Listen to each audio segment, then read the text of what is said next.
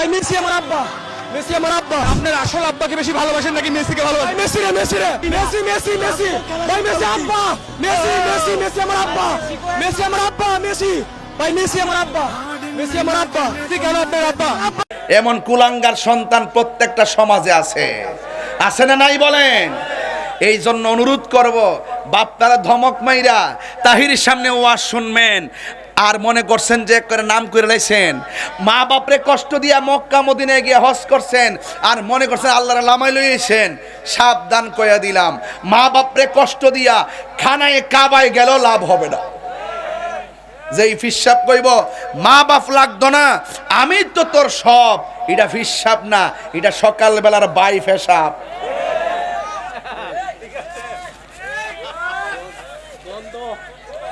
কথা কি ঠিক আছে কি না? আরে কথা কোন ও এই দি কইলে খারাপ লাগে না, এই কথাটি কইলে খারাপ লাগে। আরে না ফরমান হে যে ঈদের দিন তো মার খবর লনিও, হে কি কাপড় একটা কম কিনছে? মার কাপড় তো কিনলি না, ঈদের খবর লইলি না, গোশত খাইলি কেমনে? ফাড়ার করে ফাড়া খাইলি কেমনে রে বেফতার? তোর ভিতরে গেছে কেমনে রে? হ্যাঁ, তোর ধর্ম ধরছে কেমনে? আল্লাহ বাঁচাইছে, আমার সামনে ভরসত না পড়লে সচিব মচিব জুতাটা বাইরে লাম্বা বানাইলাম হইলে।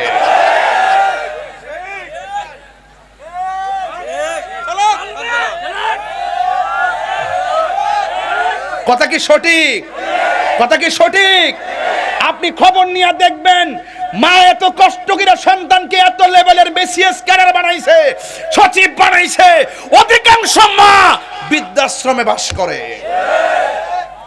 আর বিদেশ যে নে মারে, আপনারা তো মনে করুন আরে বাপরে বিদেশ লয়ে গেছে গা মা বাপরে, বাচ্চা রাখবার লাগে নে, বাচ্চা রাখবার লাগে, কাপড়টি দয়া রাখবার লাগে। সবাই না, যারা নে আর কেহারে কইছি, খবর লইয়া দেখছি সারাদিন বাচ্চারা হে আর আইন্দা বাইন্দা খাওয়া ওইটির, বুঝছেন না?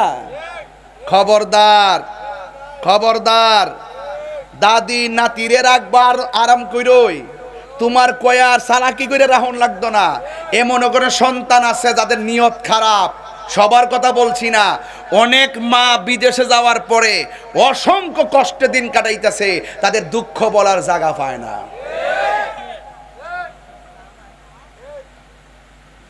বাংলাদেশের কিছু ফুলামান আছে ইদানিং মানে নেশা টেশা করে, এরা নেশার টাকা না পাইলে বাপ মারে কষ্ট দেয়, বাপ মারে টেহা দিবার লাগে চাপ দে, গান জুইটারি এবারে তুই শুদ্ধ।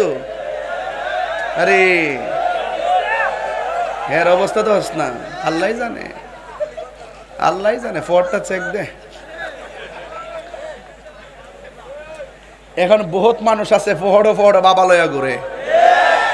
আজকে দেখছে এটা গাঞ্জুটারে দইরে এমন গল, এখন আওয়াজ করে কেড়ে ফেলা ফান্ডিকো নেশা কি চলব? তোরই কস না, তোরই আবার খাস। সাবধান কইয়া দিলাম, আল্লাহর ওয়াস্তে ফাঁক ফান্ডাতে দোয়াই দিয়া কইলাম, আল্লাহর ওয়াস্তে যে নেশা করে হের ব্যক্তি জীবন শেষ, যে নেশা করে হের পারিবারিক জীবন শেষ, যে নেশা করে হের ইমান শেষ, যে নেশা করে লাস্টে কুত্তার মতন মরে। এখন বলো নেশা কি চলবে না বন্ধ হবে? আরো বড় করে এখন চলবে না বন্ধ হবে? নেশা কি চলবে না বন্ধ হবে? আল্লাহর ওয়াস্তে আমরা নেশা খাবো, নেশা করব এবং নেশাকুরের সাথে দুস্তি পাতবো। মনে রাখবেন, সঙ্গগুণে লোহাও কিন্তু জলে বাসে। একটা বন্ধু যদি মনের মতো বাছাই করতে না পারেন, এই বন্ধু আপনার গাঙ্গ বাসাই দিব। কথা বলেন ঠিক না বেটি? হ্যাঁ, দেখছেন না ইদানিং এখন কিন্তু বন্ধু খুঁজে পাওয়া যায় না। যারাই সম্পর্ক করে সব লাভে আর লুবে। কথা কন ঠিক না বেটি? প্রকৃত বন্ধু এমন বানাইবেন, এক দুইজন বানাইবেন, রাতে 3টার পরে ফোন দিলে যাতে কয় দোস্ত কই আছ, দোস্ত ঘুমাই রয়েছে, দোস্ত আমার মা তো অসুস্থ, আর এই কথা শুন না তোমার বন্ধু অ্যাম্বুলেন্স লে বাড়িতে হাজির হইব, এমন দোস্ত বানাইতে হইব। কথা কন ঠিক না বেটি? রাজি আসেননি সবাই?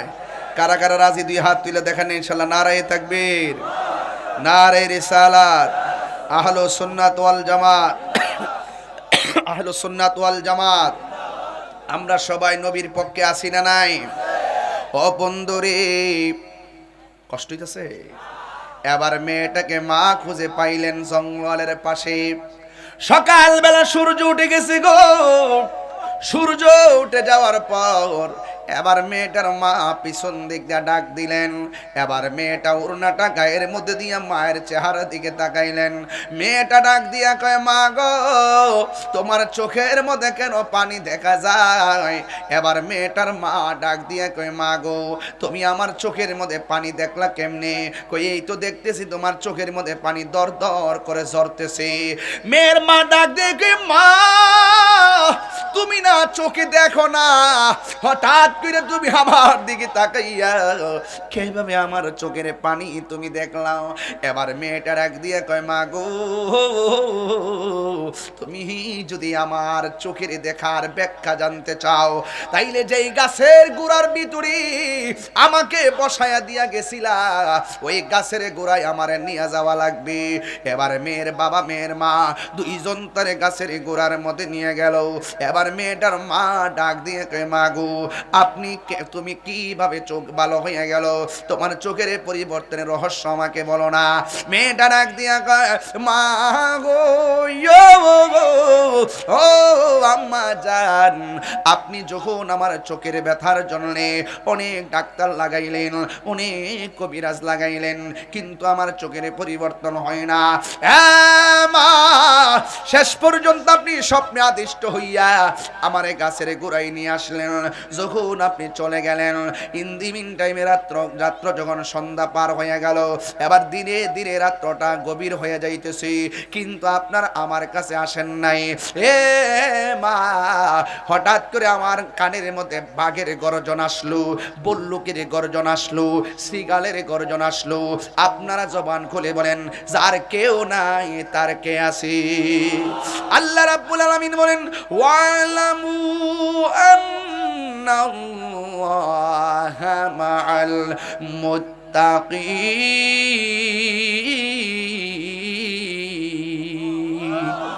যার কেউ নাই তার আল্লাহ আছে।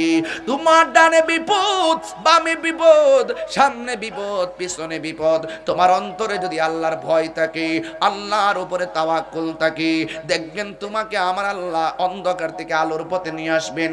আমার আল্লাহ রাব্বুল আলামিন বলেন, আল্লাহু ওয়ালিয়ুল্লাযিনা আমানু ওয়া ইউখরিজুহুম মিনাজ যুলুমাতি ইলান নূর।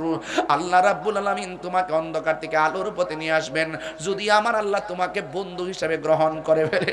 হ্যাঁ বন্ধুরে, এই মেয়েটা ডাক দিয়ে কয়, মাগো, আপনি আমার এখানে বসায় গেলেন, চতুর্দিকে বাঘ বল্লুকের আওয়াজ।